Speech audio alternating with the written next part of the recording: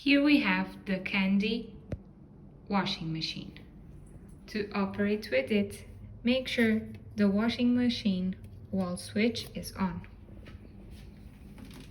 You can check the model number here.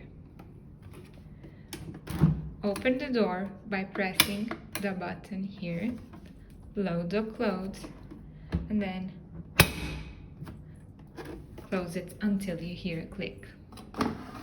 You can then open this drawer to load the